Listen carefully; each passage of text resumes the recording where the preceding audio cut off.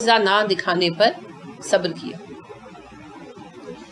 وَاذْكُرُوا یاد کرو اس جب جعلکم بنایا اس نے تم کو خلفاء خلیفہ من بعد عاد عاد کے بعد۔ اب یہی جملہ ہود علیہ السلام نے کہا تھا نا، صرف تھا من بعد قوم نوح، پورا جملہ وہی۔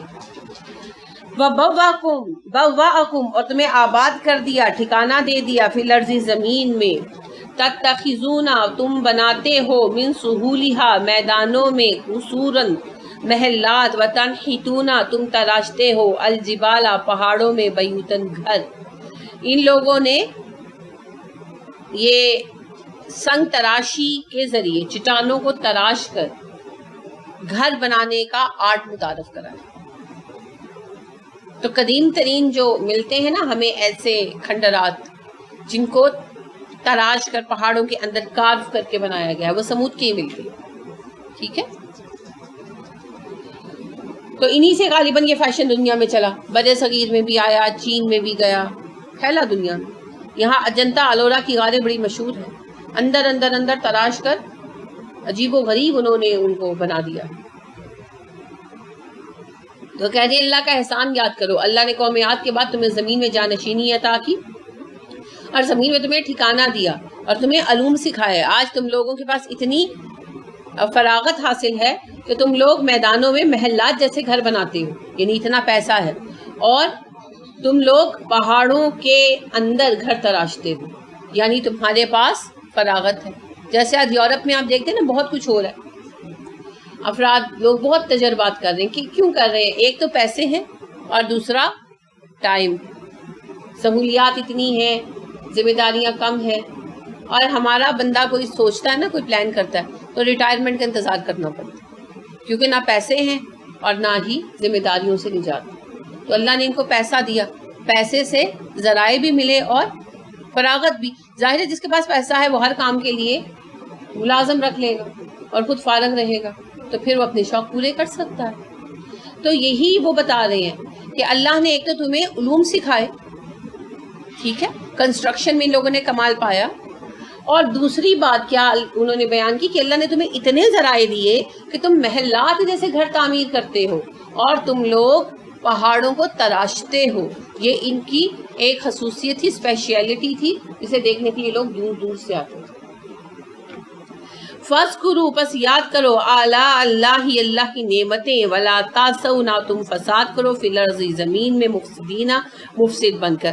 اللہ کی نعمتیں یاد کرو اور زمین میں فسادی بن کر خرابی برپا نہ کرو۔ نعمت کی شکر گزاری ہے نعمت کا صحیح استعمال۔ تو مال ملا، صحت ملی، علم ملا، تو کس لیے ہونا چاہیے تھا؟ دنیا کو مزید بہتر بنانے کے لیے، اللہ کی اطاعت کے لیے، انسانوں کے فائدے کے لیے۔ مگر انہوں نے وہی کیا جو ہر دور میں ہوتا آیا ہے اور آج بھی ہو رہا ہے۔ عربوں کے پاس پیسہ آیا تو کیا بنا رہے ہیں؟ ٹاورز پر ٹاور، خلی برجوں پر برج، ہے نا، گاڑیوں پر ہیرے لگ رہے ہیں، گڑیوں پہ ہیرے لگ رہے ہیں۔ کیوں کر رہے ہیں سارا کچھ بھائی؟ کچھ بھی نہیں، نمود و نمائش جو چیز ہمارے پاس ہو کسی کے پاس نہ ہو۔ نام وری کے لیے اور انسانوں کے فائدے کے لیے کیا کیا؟ کچھ نہیں کیا۔ اپنے فائدے کے لیے کچھ نہیں کیا، دوسروں کو تو چھوڑے۔ تو لہٰذا ان کے پاس بھی پیسہ آیا، علم آیا، قوت آئی، تو انہوں نے کیا کیا؟ نمود و نمائش کی بیکار چیزیں بنانے پر پیسے لگائے۔ آپ دیکھیے لوگ کہتے ہیں جی یہ چیزیں نام باقی رکھتی ہیں نا، جیسے باغات، اور ویسے باغ لگانا بہت اچھی بات ہے، لیکن جیسے شالیمار باغ بنایا گیا، جی مغلوں کی پہچان ہو گئی، فلانے قلعے سے پہچان ہو گئی۔ عمر فاروق رضی اللہ عنہ کتنی تعمیرات اس قسم کے پیچھے چھوڑ کر گئے، چلے وہ تو صحابی ہیں۔ عمر بن عبدالعزیز کتنی چھوڑ کر گئے، ہے نا، کوئی ایسی تعمیر پیچھے چھوڑ کر نہیں گئے۔ اور نیچے آ جائیں، شمس الدین التمش بڑے نیک نام بادشاہ رہے ہیں، کتنی اپنے پیچھے وہ تعمیرات چھوڑ کر گئے۔ تو بات یہ ہے کہ یہ سب بیکار کی باتیں، اصل نام ہوتا ہے کام سے، اور وہ پھر زندہ رہتا ہے۔ تو انہوں نے بھی کیا کیا؟ اپنے سارے ذرائع، اپنے وسائل عیاشیوں میں لگانے شروع کر دی۔ میرا محل اس سے بڑا ہو، میں ایسی کندہ کاری کرواؤں، ایسا پہاڑ کے اندر گھر ترشواؤں جیسا کسی کے پاس نہیں۔ تو فراغت کو کھیل بنا لیا۔ قال الملأ الذین، کہا ان کے سرداروں نے استکبرو جو متکبر تھے، قوم کے بڑے متکبر سردار کہنے لگے. اب سردار تو ویسے متکبر ہوتے ہیں مگر ان میں تکبر اور بھی زیادہ تھا. اللہ نے علیحدہ سے کہا من قوم ہی اس قوم کے متکبر سردار کہنے لگے للذین ان لوگوں سے تضعفو جو کہ کمزور تھے، ضعیف سے ہے، لمن اس کے لیے جو آمنا ایمان لایا، منہم ان میں سے. قوم کے بڑے بڑے متکبر سردار اپنی قوم کے ان افراد سے جو ایمان لائے تھے اور کمزور تھے اپنی حیثیت کے اعتبار سے کہنے لگے اتعلمون کیا تم جانتے ہو ان صالحن کے صالح مرسل بھیجا ہوا ہے میرے ربی رب کی طرف سے. کیا تمہیں علم حاصل ہو گیا ہے، تمہیں پکا پتہ چل گیا ہے کہ صالح اللہ کا بھیجا ہوا رسول ہے. اب دیکھیں کہ یہ تو ایمان کی بات ہے نا، اس کا کوئی آپ ثبوت لا کر تو نہیں دے سکتے. کوئی اللہ رسول اکرم صلی اللہ علیہ وسلم اللہ کے نبی ہے، اس کا ثبوت قرآن ہے، ٹھیک ہے، لیکن قرآن اللہ کی کتاب ہے، اس کا آپ کیا ثبوت لائیں گے؟ یہ تو عقلی ثبوت ہے نا، کوئی سالڈ مادی چیز تو لا کر آپ سامنے نہیں رکھ سکتے کہ آپ اللہ کا اسٹیٹمنٹ لا کے سامنے رکھ دیں. تو رسول اکرم صلی اللہ علیہ وسلم جیسا ہی مسئلہ ہر کسی کو پیش آئے کہ بھئی ہمیں کیسے پتا چلے تم سچ کہہ رہے تم اللہ کے رسول. اس بات کو ماننے کا ایک ہی ذریعہ ہے ہر دور میں، وہی پر اعتبار کیا جائے، ٹھیک ہے. تو اب وہ ان کو کہنے لگے کیا تمہیں پتا چل گیا کہ یہ اللہ کے رسول ہے، علم حاصل ہو گیا، ثبوت ہے تمہارے پاس. اب وہی کو تو وہ ویسے ہی نہیں مانتے تھے، وہ بھی وہی کچھ کہتے تھے جو مشرکین مکہ کہا کرتے تھے. تو پھر ثبوت کیا لایا جائے؟ کوئی جنت سے اسٹیمپ پیپر نہیں لایا جا سکتا کہ اس کے اوپر لکھا ہو کہ بھی ہم نے اس کو رسول بنا کر بھیجا. نہیں، ایسے نہیں ہوتا. یہی تو ایمان بالغیب ہے، اسی کا نام ایمان بالغیب. قالو انہوں نے کہا انا بے شک ہم بما ارسلا جس چیز کے ساتھ بھیجا گیا ہے بھی اس پر مومنون ایمان لاتے ہیں. دیکھیں وہی جواب ہے جو میں عرض کر رہی ہوں. وہ لوگ کہنے لگے جس وہی کے ساتھ ان نبیوں کو بھیجا گیا ہے ہم اس پر ایمان لاتے ہیں، کہ صالح علیہ السلام پر جو وحی اترتی ہے ہم اس پر ایمان لائے ہیں. وہ وحی یہ بیان کرتی ہے کہ صالح اللہ کے رسول ہے، تو ہم اس وحی کی تصدیق کرتے ہیں، تو صالح کی تصدیق کرتے ہیں علیہ السلام. قال الذین استکبروا کہنے لگے متکبر افراد انا بے شک ہم بالذی اس چیز کا آمنتم بھی جس پر تم ایمان لائے ہو کافرون انکار کرتے ہیں. وہ کہنے لگے جس وحی پر تم ایمان لائے ہو ہم اس کا انکار کرتے ہیں، ہم نہیں مانتے. اب جب وحی کوئی نہیں مانتے تو پھر نبی کی تصدیق کیسے کریں گے؟ ٹھیک ہو گیا. فَأَقَرُوا پس کونچے کاٹ دیے، ٹخنے کاٹ دیے، النَّاقَةَ اونٹنی کے، بس انہوں نے اونٹنی کے ٹخنے کاٹ دیے. واقعہ آگے سورہ انبیاء میں تفصیلاً بھی آئے گا. ان لوگوں نے جب اونٹنی اسی طرح پھرتی رہی، کئی مہینے گزر گئے اور ان کی بڑی یعنی کہ ساکھ متاثر ہوئی، تو انہوں نے پھر فیصلہ کیا اور ان کے علاقے میں کچھ بڑے بڑے بدماش تھے ڈان ٹائپ، ان کو اکٹھا کیا اور ان کو بلا کر میٹنگ کی کہ اس مسئلے سے جان چھڑانی ہے. تو رائے یہ قرار پائی کہ وہ 9 کے 9 وہ 9 بڑے سردار تھے، بدماش پرووائڈ کرنے والے تھے، ان کے جتھے تھے. تو وہ سارے جو ہے نا شہر سے باہر چلے گئے ایک ایک دو کر کے کہ جی میں یہاں جا رہا ہوں، میں وہاں جا رہا ہوں. تو جس دن حملے کا دن تھا اس دن شہر میں کوئی موجود نہیں تھا بظاہر، وہ سب شہر سے باہر جا کر پوشیدہ ہوئے ہوئے. تو جب رات ہوئی تو وہ واپس آئے اور انہوں نے آ کر اونٹنی پر حملہ کیا اور اونٹنی کو مار دیا. تو اونٹ کو مارنے کا طریقہ ہوتا ہے پہلے اس کو گرانا، تو لہٰذا اس کی کونچے کاٹ دی، پیمانے اس کے ٹخنے کاٹ دی، اس کی نچلی ٹانگیں کاٹ دی، تو گر پڑی. تو پھر انہوں نے اس کو مار دیا. تو اس کے ساتھ جو بچہ تھا وہ بھاگ کر یہودی روایت کے مطابق، اسرائیلی روایت کے مطابق اسی پتھر پر جا کھڑا ہوا. اس نے آسمان کی طرف منہ اٹھا کر 3 آوازیں نکالی اور اسی پتھر میں سما گیا. ٹھیک ہے. اور ایک روایت یہ بھی آتی ہے کہ اس نے مرتے وقت اونٹنی نے 3 آوازیں نکالی. اللہ عالم اب دونوں میں سے کون سی بات صحیح ہے. تو بہرحال 3 آوازیں ضرور نکالی. حضرت صالح علیہ السلام کو صبح اس حادثے کا علم ہوا اور یہ بھی بات پتہ چلی کہ 3 آوازیں نکالی اونٹنی نے یا اس کے بچے نے. تو بہت افسردہ ہوئے صالح علیہ السلام. انہوں نے کہا میں تمہیں کتنا منع کیا تھا مگر تم لوگ باز نہیں آئے. اب 3 دن تک تم لوگ رہ بس لو، تیسرے دن تم لوگوں پر عذاب آ جائے. اس بات سے لوگ چڑ گئے اور انہوں نے فیصلہ کیا کہ ہم صالح کو بھی مار ڈالیں گے اسی طریقے سے. تو جس رات انہوں نے حملے کا پلان کیا اسی رات میں صالح علیہ السلام کو اور مسلمانوں کو وہاں سے نکال دیا گیا اور صبح فجر سے پہلے ان پر عذاب آیا. ٹھیک ہے, رات کے آخری حصے. فَعَقَرُوا النَّاقَةَ تو انہوں نے کونچے کاٹ دی اونٹنی کی, وَأَتَوْا اور سرکشی اختیار کی عَنْ أَمْرِ رَبِّهِمْ اپنے رب کے حکم سے. اب یہ آخری ٹیسٹ تھا نا ان کا کہ کم از کم بات مانتے. انہوں نے معجزہ طلب کیا, اب اللہ نے شرط لگا دی کہ اونٹنی کو نقصان نہیں پہنچانا. جب اس حکم کو بھی نہیں مانا تو پھر سزا آ گئی. وقالوا انہوں نے کہا یا صالح اے صالح ایتنا لے آ ہمارے پاس بما تعیدنا جس کی تو نے ہمیں دھمکی دی تھی, ان کنت من المرسلین اگر تو رسولوں میں سے ہے. کہنے لگے اے صالح تو ہم پر وہ عذاب لے آ جس کا تو ہم سے وعدہ کیا کرتا ہے اگر تو رسولوں میں سے. یعنی جب اونٹنی مار ڈالی نا تو ظاہر ہے صالح علیہ السلام نے ان کو لعنت ملامت کیا تو کہنے لگے کہ جا وہ عذاب لے آ جس کی تو دھمکیاں دیتا ہے. فَأَخَذَتْهُمُ الرَّجْفَةُ تو آن پکڑا ہوتے ایک زلزلے نے, فَأَصْبَحُوا فِي دَارِهِمْ جَاثِمِينَ تو وہ اپنے گھروں میں اوندے منہ پڑے رہ گئے. جسو کا لفظ آپ پہلے بھی پڑھ چکے ہیں, جاسیہ صورت بھی ہے گھٹنوں کے بل بیٹھنا, تو جاثمین اوندے منہ گرے. دھماکے سے کوئی اپنا بیلنس کھوتا ہے نا, گرتا ہے تو نارملی اونجے منہ ہی گرتا ہے. تو زلزلہ آیا اور اس سے یہ سارے کے سارے قوم جو ہے یہ تباہ ہو گئی. اس کے مرحلے تھے عذاب کے, ظاہری بات ہے. قوم عاد پر آندھی کا عذاب آیا تھا اور قوم سمود پر زلزلے کا عذاب آیا تھا. تو اب پتہ نہیں اس کی شدت کیسی رہی تھی اور کیا کیفیت تھی. بعض کہتے ہیں کہ غالباً آتش فشاں پھٹا تھا, تفصیل نہیں ہے ہمارے پاس. تو ساری قوم جو ہے وہ یک لخت ختم ہو گئی. فَتَوَلَّ عَنْهُمْ پس منہ موڑ کر چل پڑا ان سے وہ. وَقَالَ اور اس نے کہا یا قوم اے میری قوم, لقد بلا شک و شبہ اب لقتکم میں نے تمہیں پہنچا دیا تھا, رسالتا پیغام ربی تمہارے رب کا, ونصحت لکم اور تمہاری بڑی خیر خواہی کی, ولکن لا تحبون الناصحین مگر تم تو نصیحت کرنے والوں کو پسند ہی نہیں کرتے. یعنی نوح علیہ السلام کب چل پڑے؟ جب عذاب کا آغاز ہوا, اس سے پہلے چل پڑے نا. تو جب عذاب شروع ہوا تو اپنی قوم پر حسرت سے یہ جملہ کہہ رہے کہ میری قوم میں نے تمہیں اللہ کا پیغام پہنچایا, تمہاری بھرپور خیر خواہی کی, مگر تم تو خیر خواہوں کو پسند ہی نہیں کرتے, ان کی بات پر توجہ ہی نہیں دیتے. تو اس طرح قوم سمود بھی تباہ ہو گئی. اور قوم سمود کی بستی جو تباہ ہوئی تھی اس کے پاس سے گزرتے تھے, اس کو دیکھتے تھے جب شام جاتے تھے. تو اسی لیے اللہ نے پھر یہ واقعے بیان کیا کہ جیسے وہ تباہ ہوئے تمہاری کیا اوقات ہے.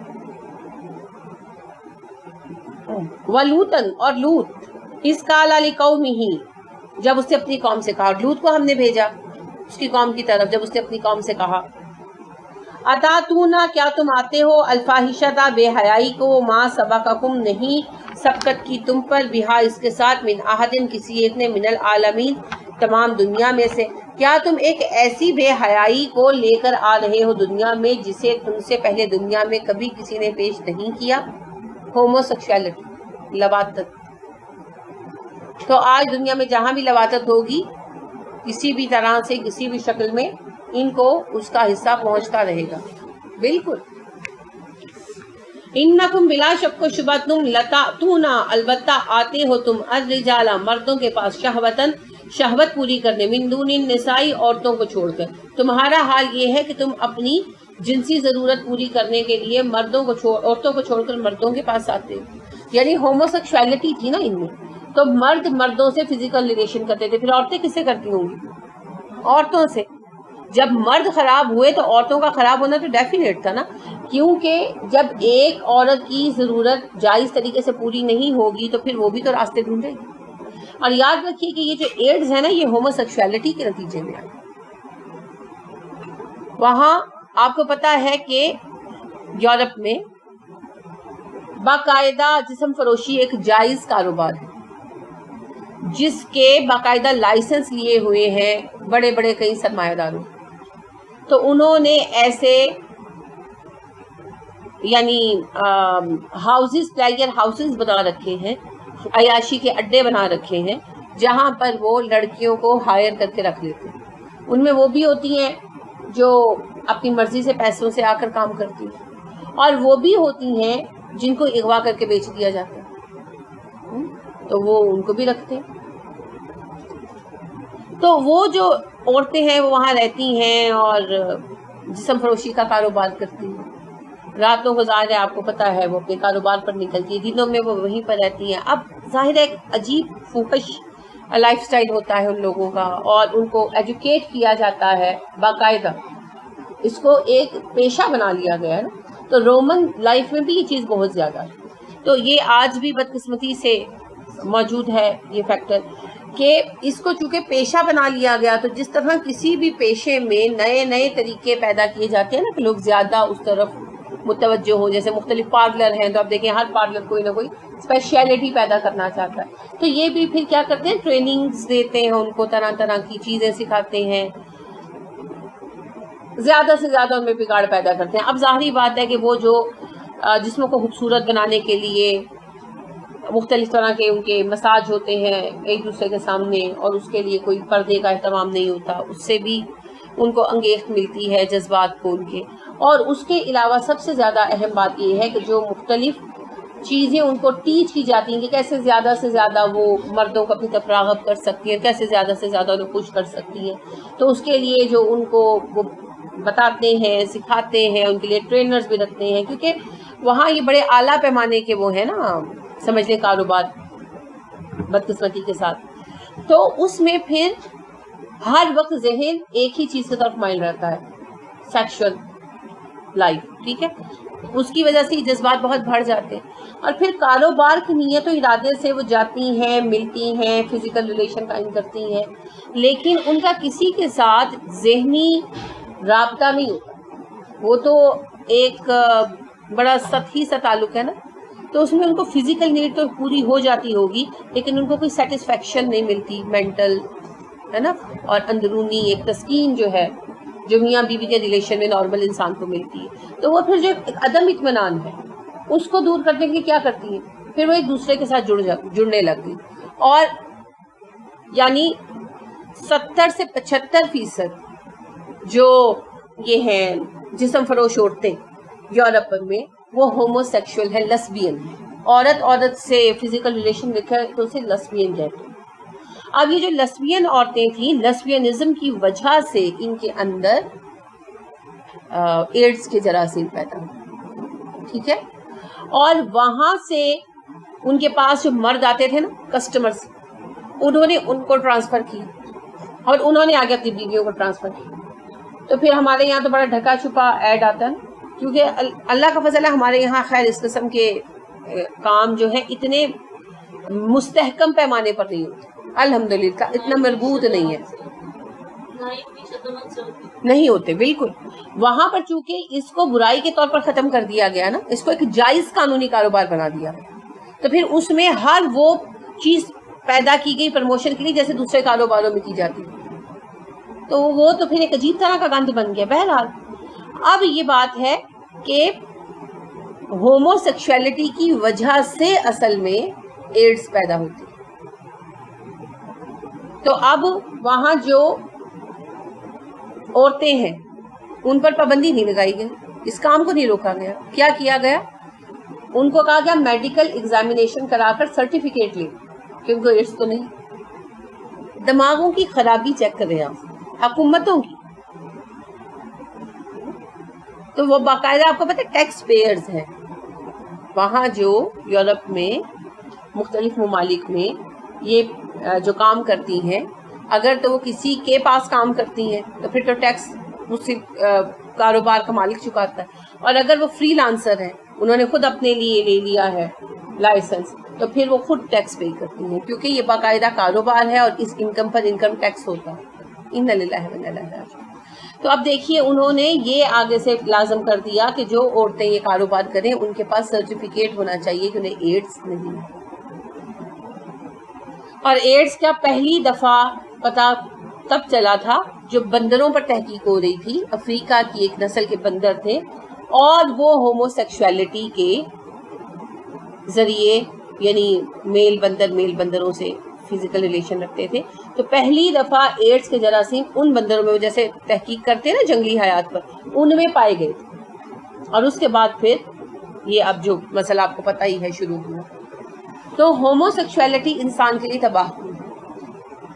اس میں بہت ساری باتیں ہیں, بہت کچھ ہے جس پر انشاءاللہ تفصیلاً بات پھر دوبارہ ہوگی آگے کا قصہ جب تفصیل سے آئے گا. ابھی سمجھنے کی بات یہ ہے کہ اس چیز کا آغاز ان لوگوں نے کیا اور عورتوں کو چھوڑ کر مردوں کے پاس جانے لگے. اب جب عورتوں کو اپنی قدرتی ضروریات کے لیے سیٹسفیکشن حاصل نہیں ہوئی، حالانکہ آپ دیکھیں کہ یورپ میں جو عورتیں ہیں وہ تو فزیکل ریلیشن بھی کرتی ہیں، مگر پھر بھی چونکہ انہیں ذہنی ایک اطمینان، ایک قلبی اطمینان نہیں ملتا، وہ رشتے کی سیٹسفیکشن نہیں ملتی جو انسان اپنی مرضی سے اپنی خواہش کے تحت کرتا ہے ریلیشن شپ اور اس کو ملتی ہے، تو اس اطمینان کے حصول کے لیے وہ لیسبین ہو گئی. تو کیونکہ اگر وہ کسی مرد کے ساتھ جڑ جاتی ہیں تو پھر لازمی طور پر اپنے کاروبار چھوڑنے پڑتے، تو اسی وجہ سے انہوں نے مردوں کی بجائے اپنی ساتھی عورتوں کو ہی اپنا پارٹنر بنانا شروع کر دیا. تو اس سے آپ یہ اندازہ لگائیں کہ قوم لوط میں جب مردوں کی اکثریت اور بلکہ سارے ہی مرد جو ہیں وہ ہومو سیکشول ہو گئے آخر میں جا کر، تو جو عورتیں تھیں وہ کہاں جاتی ہوں، ان کے لیے کون بچا؟ عورتیں. تو پھر عورتیں بھی بدقسمتی سے ہومو سیکشولیٹی کی طرف آ گئی. عورتیں لیسبین تھیں، مرد گے تھے، اور یہ چیز اتنی عام تھی کہ سرے عام جو ہے وہ اس کا ارتکاب کرتے تھے، شادیاں کرتے تھے، ایک دو بچے بھی پیدا کر لیتے تھے تاکہ نسل چلتی رہے. لیکن دوسری طرف مردوں کے مرد کیپس ہوتے تھے اور عورتوں کی عورتیں جو ہیں وہ کیپس ہوتی. تو اس بات کو بالکل نہیں چھپاتے تھے، بلکہ سر عام جو ہے وہ اپنے تعلقات رکھتے تھے. اور ان کا جو خاص ایک تذکرہ آتا ہے تذکروں میں کہ یہ چاندنی راتوں میں، ان کے باغات تھے بڑے خوبصورت، تو چاندنی راتوں میں وہاں پر خیمے لگاتے تھے اور میلے کا سا سما کرتے تھے. تو وہاں پر نائٹ اوور مناتے تھے اپنی، جس میں کھلے عام عورتیں جن عورتوں کے ساتھ ہوتی تھی ان کے ساتھ ریلیشن بناتی تھی، اور مرد جن کے ساتھ ہوتے تھے ان کے ساتھ بناتے تھے، اور اس پر کسی کو اعتراض نہیں ہوتا تھا. تو بہت ہی گندا کام انہوں نے شروع کیا. ہم سب سے زیادہ ہومو سیکشولیٹی کو جس تہذیب میں دیکھتے ہیں، یعنی ان کی تو تہذیب کے آثار ہی نہیں نا ملے، مٹ گئے. رومن تہذیب، انہوں نے بھی اسی طرح پلیئر ہاؤسز بنائے، انہوں نے بھی طوائف ہونا، جسم فروشی کو ایک لیگل جو ہے وہ بنا دیا، کیا کہنا چاہیے، دھندا، پروفیشن. تو وہاں بڑے بڑے پلیئر ہاؤسز کھل گئے، تو وہاں پھر ہومو سیکشولیٹی مرض کی طرح عام ہوئی، اور اس گندے پیمانے تک عام ہوئی کہ تذکرہ پڑھتے ہوئے بھی نا دل خراب ہوتا ہے انسان. اور اس کے بعد اب یورپ نے بھی وہی غلط قدم اٹھایا انکم بڑھانے کے لیے حکومت کی، اور اسی نقصان سے اب دو چار. مجھے شدت سے یاد آتا ہے اقبال کا شعر. اقبال کہتے ہیں، دیار مغرب کے رہنے والوں، خدا کی بستی دکان نہیں ہے، کھرا جسے تم سمجھ رہے تھے وہ اب ذرے کم عیار ہوگا. تمہاری تہذیب اپنے خنجر سے آپ ہی خودکشی کرے گی، جو شاخ نازک پہ آشیانہ بنے گا نہ پائے گا. وہ خودکشی کر لی مغربی قوموں جب انہوں نے اپنے لیے ہومو سیکشولیٹی کو جائز قرار دیا. سچ مچ کر اب تو صرف اس خودکشی کے بعد تڑپ پھڑکنے کا ٹائم ہے. کتنا وقت لگتا ہے مرنے میں، بس وہ بات ہے. جیسے کوئی خنجر اپنے آپ کو مار لینا، اب مرنے میں جو ٹائم لگے گا وہ لگے. اور یہ بڑی افسوسناک بات ہے، بہت افسوس. اور ہمارے لیے بہت بڑا چیلنج ہے، کیونکہ ہمارے بچے مغربی فلمیں دیکھتے ہیں، انڈیا کی فلمیں دیکھتے ہیں. اب دیکھیں انڈیا میں ہومو سیکشولیٹی جب لیگلائز ہو گئی ہے تو فلموں میں، ڈراموں میں، ایون کارٹونوں میں آئے گا، اب سب کچھ آئے گا نا. تو جب اس کے متعلق خبریں آئیں گی، اس کے متعلق باتیں آئیں گی. میں نیوز پیپر دیکھتی ہوں کافی پابندی سے، تو میں ابھی پچھلے دنوں بھی کچھ 2-4 ہفتے پہلے میری نظر سے گزرا کہ بچن صاحب کے جو صاحبزادے ہیں، وٹ ایور جو بھی ان کا نام ہے، وہ ایک فیشن شو کے شرکت کے لیے گئے ہوئے تھے کسی یورپی ملک میں، اب میں اس کا نام بھی بھول گئی. تو وہاں ان سے یہ سوال کیا گیا کہ آپ کے ملک میں ہومو سیکشولیٹی کو لیگلائز کیا گیا ہے، تو آپ کو کیسا لگا؟ تو انہوں نے کہا کہ جی بہت اچھی بات ہے، میں بہت اچھا میں نے محسوس کیا، اس لیے کہ ہم نے ثابت کیا کہ ہم کتنے لبرل لوگ ہیں، ہر کسی کو حق حاصل ہے، وہ جیسے جینا چاہے ویسے جیے. اب یہ ہندو مت کے بھی خلاف ہے مذہب، لیکن آپ دیکھیے کہ میرے کہنے کا مطلب یہ ہے کہ چیز تذکرے میں آنی شروع ہو گئی نا، وہاں پر اس کا پورا انٹرویو ہوا ہوگا، ان سے کئی باتیں پوچھی گئی ہوں گی، مگر ہائی لائٹ کر کے اخبار میں یہی بات بیان کی گئی، کیونکہ بہت ڈفرینٹ بات ہے نا. ویسے تو اگر کوئی پوچھے کہ بھائی کپڑے کیسے لگے تو کیا کہا بچن کے بیٹے نے، کوئی نہیں پڑھے گا، لیکن اس بات کو اٹھا کر وہ ضرور پڑھیں گے کہ اچھا یہ کہا. تو یہ دیکھیں کہ یہ چیز پھر جب ہائی لائٹ ہونی شروع ہوگی، اخباروں میں آئے گی، خبروں میں آئے گی، کتابوں میں آئے گی، تو پھر ہمارے بچوں کے ذہن متاثر ہونے شروع ہوگی۔ اور سب سے بڑا آج کے دور میں پرچار کا ذریعہ، پروپوگیشن کا ذریعہ ہے فلم، ہے نا۔ بچہ خبریں نہیں دیکھے گا، کچھ نہیں کرے گا، بڑا اچھا بچہ ہے، فرما بردار ہے، دیندار بھی ہے، تو کبھی نہ کبھی فلم ضرور دیکھے، ہے نا، کبھی نہ کبھی۔ اور فلم میں کہیں نہ کہیں یہ پھر کسی نہ کسی حوالے سے گند گھسائی دے، تو ہمارے لیے بہت بڑا مسئلہ ہے ہم اپنے بچوں کو کیسے محفوظ رکھیں۔ یہ جو ہے نا ایک چیلنج ہے ہمارے ساتھ، جس کے لیے ہمیں اللہ سے دعا بھی کرنی ہے اور کوشش بھی کرنی ہے۔ تو انہوں نے کہا کہ تم ایسا کام کرتے ہو جو پوری دنیا میں تم سے پہلے کسی نے نہیں کیا، اور تم اپنی خواہش پوری کرنے کے لیے مردوں کے پاس جاتے ہو، عورتوں کو چھوڑ دیتے ہو۔ اب ظاہری بات ہے اس کا نتیجہ قدرتی طور پر تھا کہ عورتیں بھی بے راہ ہو گئی۔ بلکہ انتم تم ہو قومن ایک گروہ مسرفون حد سے گزرنے والا، بلکہ تم لوگ ایک ایسا گروہ ہو جو حد سے گزرا ہوا ہے، یعنی تم لوگوں نے ساری حدود توڑ دی۔ زنا گناہ ہے اور تم لوگ تو فطرت کے خلاف چل رہے ہو۔ دیکھیں اگر کوئی شخص زنا کرتا ہے نا تو وہ قانون کے خلاف چلتا ہے، فطرت کے خلاف نہیں چلتا۔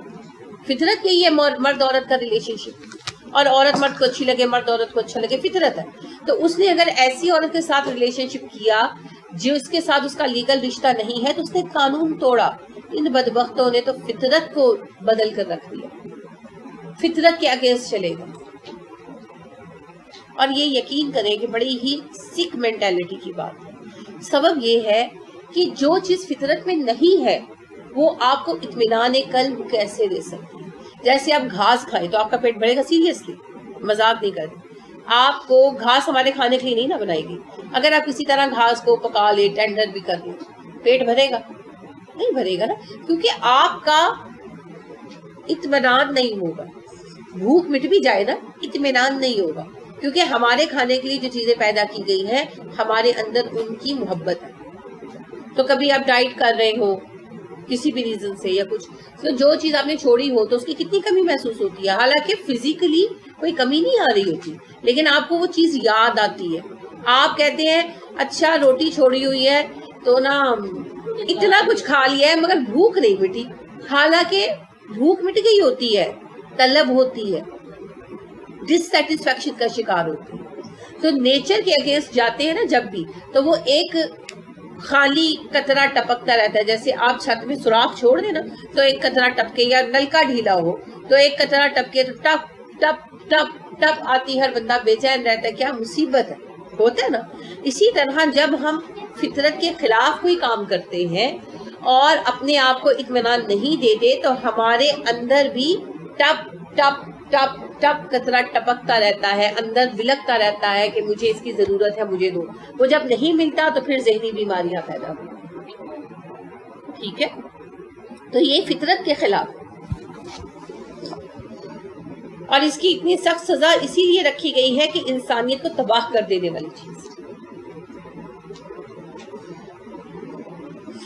اسی لیے انہوں نے کہا بل انتم قوم مسرفون، تم تو ہر حد سے گزرے ہوئے لوگ ہو، قانون تو دور کی بات ہے، تم تو جبلت اور فطرت کے بھی خلاف جا رہے ہو۔ وما نہ کانا تھا جواب قوم ہی اس قوم کا، الا مگر ان یہ کہ قالو انہوں نے کہا اخرجوہم نکال دو ان کو، من قریتکم اپنی بستی سے، انہم بے شک وہ اناس لوگ ہیں، یتطہرون بڑے ہی پاکیزہ۔ کہنے لگے ان کی قوم کے لوگ جن کے پاس اس کی بات کا کوئی جواب نہیں تھا، کوئی دلیل نہیں تھی، کیونکہ اخلاقی اعتبار سے کسی اعتبار سے اس بات کو ڈیفینڈ نہیں کیا جا سکتا، تو ان کے پاس کوئی دلیل نہیں تھی، تو کہنے لگے یہ بڑے پاک باز لوگ ہیں، انہیں اپنی بستی سے نکال دو۔ بس یعنی دھمکانے پہ آ گئے نا کہ ہم تمہیں بستی سے نکال دیں، طنز کرنے لگے یہ بڑے پاک ہیں۔ اب یہ جو ہومو سیکشولیٹی ہے نا، اس کا قدرتی نتیجہ بے حیائی نکلتا ہے۔ لہٰذا آپ یہ دیکھیے کہ یہ اتنے بے حیا ہو گئے تھے کہ یہ گروہوں میں مل کر یہ کام کرتے تھے۔ آپ اس کی تفصیل پڑھیں گے نا آگے، ویسے آپ نے پڑھی ہے رمضان میں شارٹ، کہ جب حضرت لوط علیہ السلام کے پاس مہمان آئے تھے تو ایک بندہ نہیں آیا تھا ان کے پاس، پوری قوم، شہر کے سارے لوگ امٹ پڑے تھے۔ اور یہ آئے گئے افراد کے ساتھ بھی اتنا زیادہ بدسلوکی کا طرز روا رکھتے تھے کہ لوگوں نے ان کے علاقے سے گزرنا چھوڑ دیا. یعنی ان کی بے حیائی اتنی بڑھ گئی تھی کہ اب اپنے جانے پہچانے لوگوں پر جن کے ساتھ فزیکل ریلیشن تھا ان کی تسلی نہیں ہوتی. جن کا دل چاہتا تھا نئے نئے لڑکے ملے اور عورتیں چاہتی تھی نئی نئی لڑکیاں ملیں, تو اس لیے آئے گئے مسافروں تک کو نہیں چھوڑتے. تو اس حد تک یہ بے حیا ہو گئے مگر اس فطرت کی خلاف ورزی کو ماننے کو تیار. فَأَنْجَيْنَاهُ بس ہم نے نجات دی اس کو, وَأَهْلَهُ اس کے اہل خانہ کو, إِلَّا امْرَأَتَهُ سوائے اس کی بیوی کے, كَانَتْ مِنَ الْغَابِرِينَ وہ پیچھے رہ جانے والی میں سے. بس ہم نے لوط اور اس کے گھر والوں کو نجات دی. اب دیکھیں باقی سب میں اللہ نے فرمایا وَالَّذِينَ مَعَهُ ان لوگوں کو جو نبی پر ایمان لائے. اب یہاں کوئی ایمان ہی نہیں لایا, صرف گھر والے تھے. کون؟ بچیاں ان کی, یا شاید کوئی ایک دو ملازم بھی ہو ساتھ بس. اور بیوی ان کی جو ہے وہ اپنی قوم کے فعل میں ملوث نہیں تھی, وہ اسی قوم سے تھی, انہوں نے اسی میں شادی کی تھی, لیکن وہ اپنی قوم کے فعل کو درست سمجھتی. وہی سوچ تھی جو آج ہمارے یہاں پائی جاتی ہے نا, جو کرتا ہے کرنے دو, ہر کسی کو اپنی مرضی کی زندگی جینے کا حق حاصل ہے. تو وہ بھی یہی سمجھتی تھی اور حضرت لوط علیہ السلام سے کہتی تو نہیں تھی لیکن دل میں ان کو خپتی اور یعنی ضدی سمجھتی تھی. تو پھر اللہ نے اس کا انجام جس کی قوم کے ساتھ کیا. وَكَانَتْ مِنَ الْغَابِرِينَ وہ پیچھے رہ جانے والوں میں سے ہے. امطرنا برسائی ہم نے علیہم ان پر مطرن بارش, ہم نے ان پر بارش برسائی. آتش فشاں پھٹا اور آتش فشاں کے پھٹنے کے دھماکے سے دور دور تک آ کر گرم پتھر گرے بارش کی طرح, اور انہی کے ساتھ ہی قوم تباہ ہوئی. فانظر کیف کان عاقبۃ المجرمین تو ذرا غور کرو ان مجرموں کا کیسا انجام. تو قوم لوط عذاب کے اعتبار سے سب سے سخت بیان والی قوم ہے جس کا قرآن میں ذکر آیا, یعنی سب سے سخت عذاب اس قوم پر آیا. اس پر بیک وقت ایک نہیں کئی عذاب آئے. پہلا یہ کہ حضرت جبرائیل علیہ السلام نے اپنا پر مارا جس سے ان کی آنکھیں چلی گئی, یہ نابینا ساری کی ساری قوم یکلک آنکھوں سے محروم ہو گئی. دوسرا حضرت جبرائیل علیہ السلام نے ایک زوردار چیخ بلند کی جس سے ان کے جو ہے دل پھٹ گئے. اور تیسرا ان پر پتھر برسے, اور چوتھا ان کا علاقہ زمین میں دھسا دیا جہاں آج بحر لوط ہے. یہ ساری تفصیل انشاءاللہ باقی انبیاء میں پڑھیں گے اور پھر اس کی ریلیونٹ احادیث کی بڑی تفصیل بتا دیں گے. ٹھیک ہے, تو اس قوم کو بھی تباہ کر دیا. تو دیکھیں یہ اللہ کے ناپسندیدہ افعال میں سے بہت ہی زیادہ ناپسندیدہ تھے لباس. تو آپ سوچیں کہ ہم کس دور میں بیٹھے ہیں, ہم کس حال میں بیٹھے ہیں جہاں ہم یہ دیکھ رہے ہیں کہ اللہ کے اس ناپسندیدہ ترین کام کو دنیا کے کئی ملکوں میں قانوناً جائز قرار دے دیا گیا ہے. اور نام کیا دیا گیا اس فعل کے کرنے والوں کو؟ گے, GAY گے. گے کس کو کہتے ہیں؟ آپ نے انگلش میں کبھی لفظ نہیں پڑھا گے؟ ہاں, گے کلرز, وہ تو ٹرم بنائی گئی ہے. یہ لفظ بنایا تو نہیں گیا, یہ تو لفظ پہلے یوز ہوتا ہے. گے کلرز کا گے کلرز نہیں ہوتے, کلرز گے جو ہوتے ہیں کبھی نہیں آپ نے پڑھا. یہ کہتے ہیں شائنی, چمکدار. گے انگلش کا جرمن لفظ ہے, اس کا مطلب ہوتا ہے شائنی, چمکدار. گے کلرز ہوتے ہیں چمکتے ہوئے ڈارک کلرز. گے ریڈ, گہرا سرخ چمکتا ہوا رنگ. تو چمکدار رنگوں کو, شاندار رنگوں کو گے کہتے ہیں. ٹھیک ہے, گے اصل میں شاندار, چمکدار, روشن کو کہتے ہیں. تو انہوں نے ہومو سیکشول کے لیے ٹرم استعمال کی گے. اتنا بڑا دھوکہ ہے نا, ایسی ٹرم استعمال کی جس کی وجہ سے یہ یعنی نام سے بڑا اثر پڑتا ہے نا. تو وہ انہوں نے نام ایسا رکھا کہ جس سے ذہن پر اچھا تاثر آتا ہے. یہ سب جو ہے نا ان کی مکر, ان کے فریب ہیں. بہرحال ہمیں بہت زیادہ استغفار کرنی چاہیے, اور کیونکہ اس میں ایک حد تک ہمارا بھی ذمہ ہے نا, ہم نے وہ حق کی تبلیغ ادا نہیں کی. اگر ہم نے اسلام کے فالوور ہونے کے نتیجے میں, مسلمان ہونے کے نتیجے میں محنت کی ہوتی اور دنیا پر آج اسلامی قانون نافذ ہوتا, تو کیا کسی کی جرت ہوتی یہ سب کچھ کر دے گی. کسی قوم کو ممکن ہوتا اگر سپر پاورز مسلمان ہوتی؟ نہیں ہوتا نا. اللہ کا قانون نافذ ہوتا. تو ہم نے کیوں ہم پیچھے رہ گئے؟ کام کرنا چھوڑ دیا. تو پھر دنیا کی خرابی میں کہیں نہ کہیں حصہ ہمارا بھی. جہاں خرابی آئی انڈائریکٹ ہم بھی اس کے ذمہ دار ہیں. تو پھر کثرت کے ساتھ ہمیں استغفار کرنی چاہیے اور اپنے کام کی کوششیں تیز کرنی چاہیے اور اپنے بچوں کے مستقبل کے لیے کوشش بھی کرنی چاہیے اور دعائیں بھی مانگنی چاہیے. اللہ ہمیں توفیق عطا فرمائے. سبحانک اللہم و بحمدک ونشہد ان لا الہ الا انت ونستغفرک ونتوب الیک. السلام علیکم ورحمۃ اللہ وبرکاتہ.